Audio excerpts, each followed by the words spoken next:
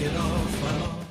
Good evening, viewers. Night here, bringing you my third Helluva Boss review. So it's been several months since episode 5, and we were all wondering why Vivziepop and her team hadn't put out an episode in the following month. Well, when we did get the 6th episode, I think we all got our answer, but I'll be getting to that later. The plot of this episode is that a government organization has been investigating the appearances of demons in the living world. I put quotes around the word investigating because all that Agent 1 and 2 they do is watch video footage from previous episodes, and I'm just wondering how they got said footage. Seriously, how many people are using the Dr. Jerome method? First Bradford, now these guys. The organization is called Dorks, which makes me feel that Kevin from Ed and Nettie may have named this branch. It's an obvious intentional joke about how their superiors don't take their obsession with proving that demons exist seriously. Yeah, Agents 1 and 2 are basically an all-brand Mulder and Scully, except they both believe in the supernatural.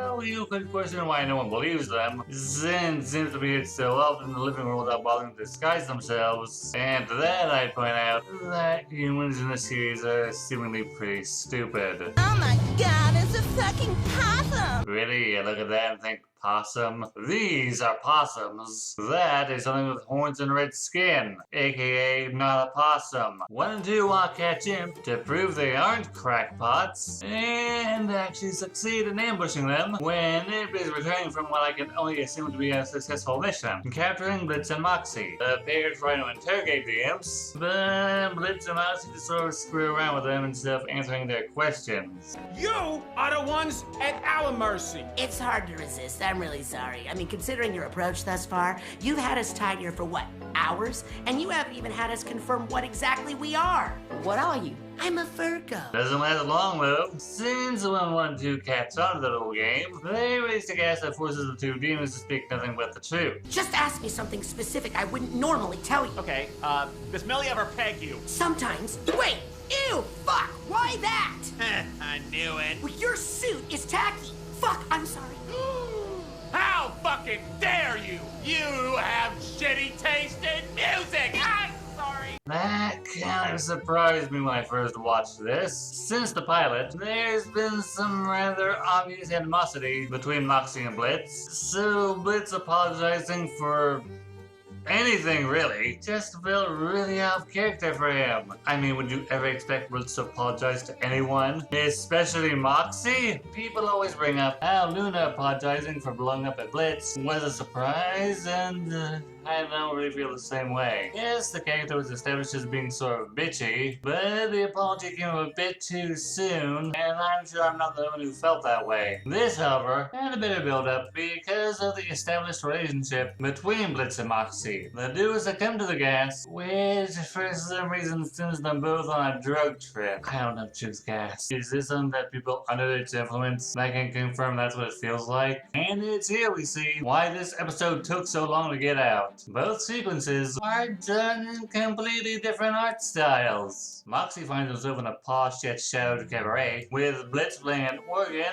wearing an outfit that is an obvious homage to Phantom of the Opera. Animation here is like something out of Disney due to the lighting. The characters and backgrounds are drawn, as opposed to the regular art style, which is rather pointy. Hell, the eyes of the characters have more detail to them. Fitting of such a setting, we get a rather operatic duo between Moxie and the hallucination of Blitz, who gets Moxie to become more confident in himself and more open and honest with others. I personally didn't get this vibe while scripting this the first time, but then I went back to Murder Family, where Moxie has doubts about killing someone with a family, even if it had been a job that had been assigned. And Harvest Moon Festival showcased how much he wanted to impress Millie's parents by participating in the pain games. Blitz's trip sends him to what we can only assume is his own headspace, where he is confronted by visions of previous antagonists, which embody his insecurities and faults. Striker represents everything Blitz wishes he could be, but also his fear of being alone. Vivziepop taunts Blitz of when he tried to be a solo act, and Vivziepop confronts him on while he desires companionship, he's still an actual toxic asshole towards those who try to get close to him, which always ends up in them resenting him. Then we see how Blitz likely views his relationship with Stolas, chained to him. resigned to being treated as a possession, despite how much he resents it.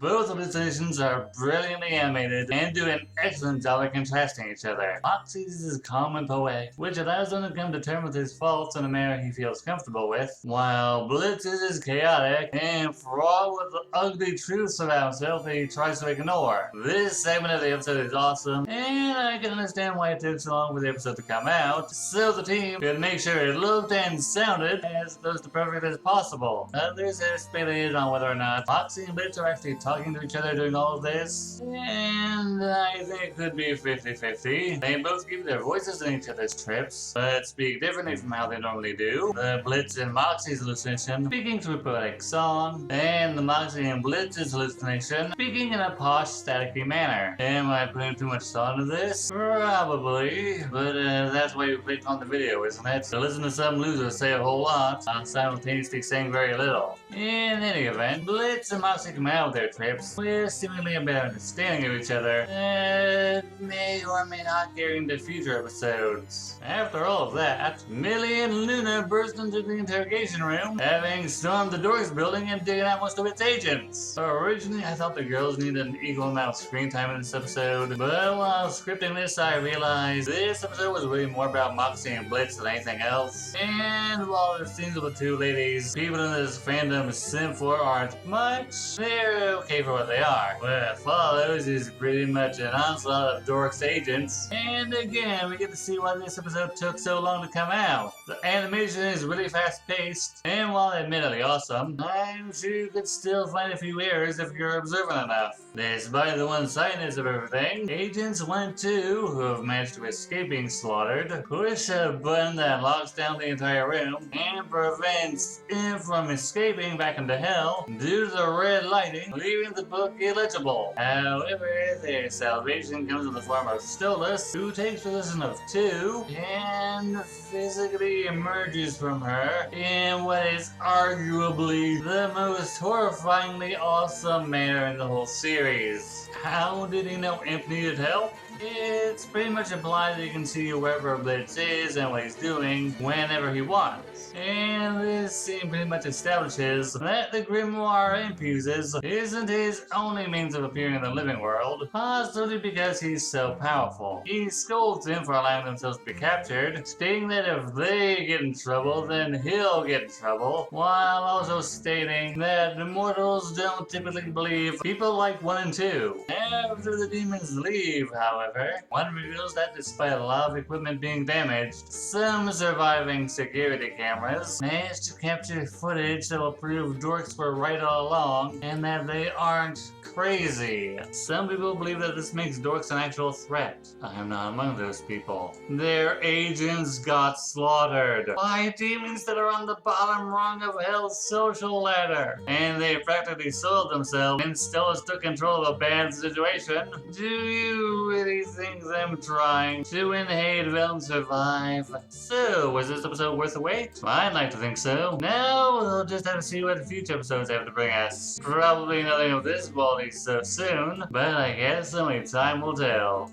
This is Night Attack saying, thanks for letting me share my thoughts. Please share yours with me.